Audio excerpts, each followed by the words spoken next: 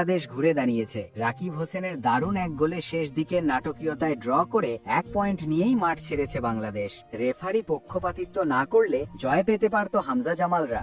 Asian cup বাছাই পর্বে আজকের ম্যাচটি ছিল বাংলাদেশের জন্য এক প্রকার বাঁচা মরার লড়াই। আর সেই উপলব্ধি নিয়েই কাইতাক স্টেডিয়ামের শুরু থেকেই আক্রমণাত্মক মানসিকতায় খেলতে নামে বাংলাদেশ। শুরু হতে আক্রমণাত্মক মন মানসিকতায় বলে দেয় এদিন জয়ের স্বপ্নই ছিল হামজা শামিরদের। প্রথম 10 মিনিটে তারা বল দখলে এগিয়ে থেকে প্রতিপক্ষকে চাপে রাখার চেষ্টা করে। ম্যাচের প্রথম কিছু সময় দুই দলই ছিল কার্যত সমানে সমান, যদিও গোল মুছে সেভাবে কেউই পরিষ্কার সুযোগ তৈরি করতে পারেনি। এদিকে ম্যাচের 20তম মিনিটে হংকং সেট পিসে চেষ্টা করলেও সেখানে গোলরক্ষক মিতুল মার্মা দারুণ প্রচেষ্টায় বাঁচিয়ে দেন দলকে। কেন তিনি পোস্টের দায়িত্বে থাকেন এটা যেন তারই প্রমাণ। খানিক বাদই পাল্টা আক্রমণে বল নিয়ে ছুটে যান উদীয়মান মিডফিল্ডার সমিত সোম, যাকে ফাউল করে বাধা দেন এক হংকং ডিফেন্ডার। সেখান থেকে ডি বক্সের ঠিক বাইরে পাওয়া ফ্রি কিকটি নিতে এগিয়ে আসেন হামজা চৌধুরী। আগের ম্যাচে দারুণ এক ফ্রি কিকে গোল করেন তিনি। এদিনও সবাই আশা করছিল আরো একটি গোলে, তবে তার নেয়া শট প্রতিপক্ষের দেয়াল ভেদ করতে ব্যর্থ হয়। ম্যাচের এই পর্যায়ে বাংলাদেশ কৌশলগতভাবে গোছানো থাকলেও শেষ মুহূর্তে ফিনিশিং এর অভাব আবারও চোখে পড়ে। পুরো দল যেন একজনের দিকেই তাকিয়ে থাকে, তিনি হামজা চৌধুরী। শুরু থেকে শেষ অবধি